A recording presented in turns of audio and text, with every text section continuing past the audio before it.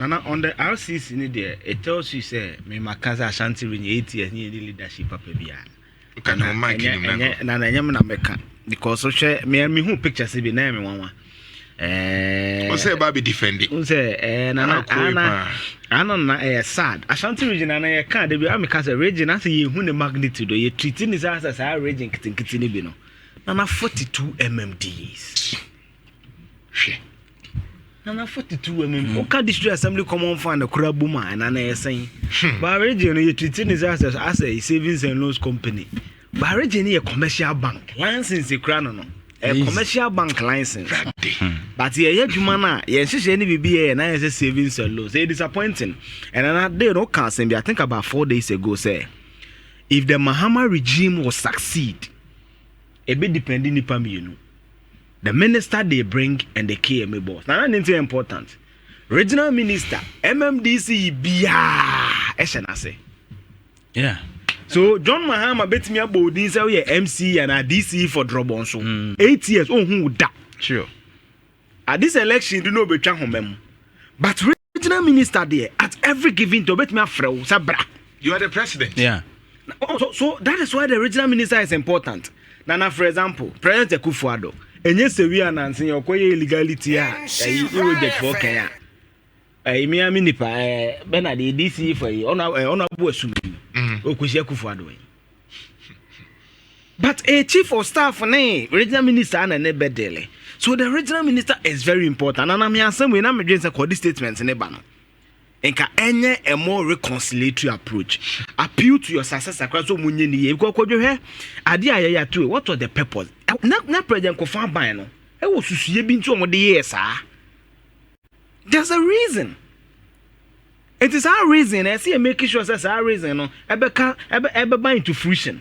There's a reason to omo ye saa de no enti ase ye na say president ba regime okoda he me ka e ka me pese me ka ba me ka hotel ka ene nneoma nko ana ye wie ma de chie ba ko pe a yeah etimi se san kofo chie enti wie a na ya pretend say ye ni enti o man ye ni sika me ya wo mukofo duam tan kofo da be 20 years na ba bia me te kofo da residence honorable set a champion former MP for Empire so na nse ya CTFM ye heritage club o mko kodwo hu ana efe keke gardens any ade set a champion we come samens mo ni ade beautiful na ye die ni a nze kodwo nya papa president ebey opa na yenkohwe president ba Ashanti region never be bi o makoda ene ka yabo enti na me ka twes ayen kitinkiti o enti na tie kasa to force na o ka kire o se ye levy no nchese necessarily the tax for ba o expenditure cut and prudent way to spend money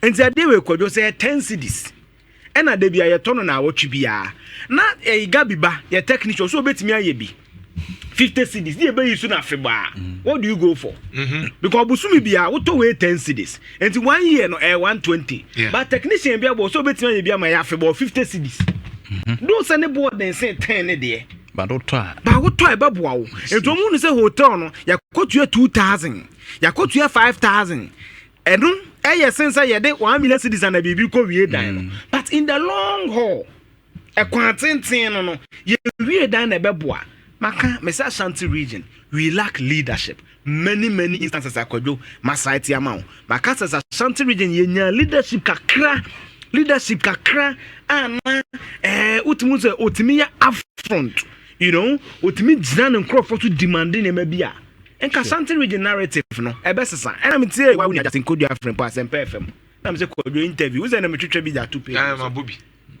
asama jatin kodu eke kodu janto akala o see me nya appointment o Richard Fonyame na me ye president entie regional minister o kan ne buofu o see wo blame national executives no wo what constituency polling station so ado ge kwose mu anim se ge ne ni papa ponti me nya campaign o kan ho regional minister because my catcher say ono no ye in charge of all the 42 MMDs sure KM boss she na say o DC no man so de bia no e she na say na regional minister ni na statement of the aba any property aye jai ama say in fact the year me time kra na since 2017 me nkotena ho we asem e wo se panyin wo ka kire 2017 me nkotena ho wentumi amfa kwan bia na unim ne sa ade na evoke so we need to investigate further because this is not official residence. Yes. Because your team analysis here.